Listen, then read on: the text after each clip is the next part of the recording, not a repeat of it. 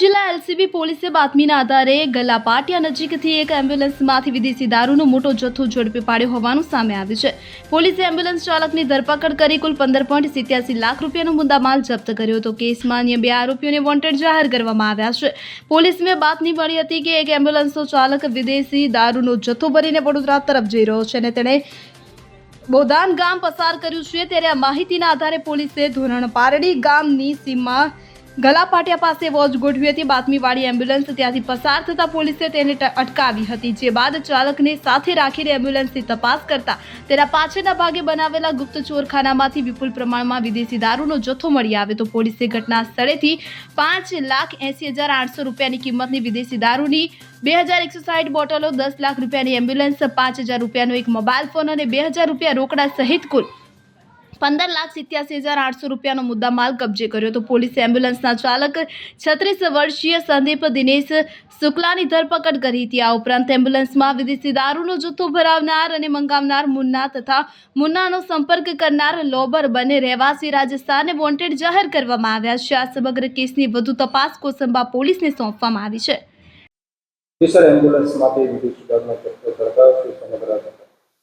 Surat range IGP Shri Premvir સિંહ સાહેબ અને જિલ્લા પોલીસ વડા શ્રી રાજેશ ગઢિયા સાહેબની સૂચના અને માર્ગદર્શન હેઠળ એલસીબી પોલીસના પોલીસ ઇન્સ્પેક્ટર શ્રી ભટોળ અને તેમના સ્ટાફના અધિકારી કર્મચારીઓ દ્વારા ગઈકાલે કામરેજ પોલીસ સ્ટેશનની હદમાં ગલાપાટિયા પાસે એક એમ્બ્યુલન્સ વાન ને રોકવામાં આવેલી અને બાતમી હકીકત એવી હતી કે એમ્બ્યુલન્સ વાનમાં ઇંગ્લિશ દારૂનો જથ્થો ભરેલો છે। આ આધારે એ ગાડીને રોકી અને એની અંદર એક સંદીપ શુક્લ નામના વ્યક્તિને જે એમ્બ્યુલન્સનો ડ્રાઈવર હતો એને રોકીને એમ્બ્યુલન્સની તપાસ કરતા તેની અંદરથી 2,160 નંગ અલગ અલગ દારૂ અને બિયરના બોટલો મળી આવેલી, જેની કિંમત રૂપિયા 5,80,000 થાય છે। આમ કુલ 5,80,000ની મત્તાનો દારૂ આ એમ્બ્યુલન્સ વેનમાંથી સંદીપ શુક્લાને કબજામાંથી પકડવામાં આવેલો છે। તપાસની અંદર પ્રાથમિક દ્રષ્ટિએ એવું જાણવામાં આવ્યું છે કે આ જે એમ્બ્યુલન્સ છે એનો ઉપયોગ આ બીજી વખત દારૂના હેરાફેરી કરવા માટેથી ઉપયોગ કરવામાં આવેલો છે અને જે એમ્બ્યુલન્સ છે એનું રજિસ્ટ્રેશન એમ્બ્યુલન્સમાં કરાવી અને આનો ઉપયોગ ભવિષ્યમાં પણ દારૂમાં થઈ શકે એવા જ ઉદ્દેશ સાથે કર્યોનો પ્રાથમિક દ્રષ્ટિએ જણાય છે। હાલ સુધી આ એમ્બ્યુલન્સ છે કોઈ દર્દીઓની સેવા માટે ઉપયોગમાં આવી હોવાનું જાણવામાં આવ્યું નથી। આ ગુનામાં એક મુન્ના નામનો ઈસમ સંડોવાયેલો છે, જેણે દારૂનો જથ્થો ભરી આપેલો હતો અને દારૂનો જથ્થો એ પોતે જ ઉતારવાનો હતો। આ આરોપી વોન્ટેડ છે અને આ મુન્નાએ જ હાલના આરોપી જે છે એને એના નામે આ એમ્બ્યુલન્સનું રજિસ્ટ્રેશન કરાવેલું છે। પોલીસ ઊંડાણપૂર્વક આની તપાસ કરી રહી છે અને આવી રીતે કોઈ પણ ગેરકાયદેસર રીતે પ્રવૃત્તિ ચાલતી છે તો તેની પર સંપૂર્ણ અંકુશ લાવવા માટેથી સુરત ગ્રામ્ય પોલીસ તત્પર છે।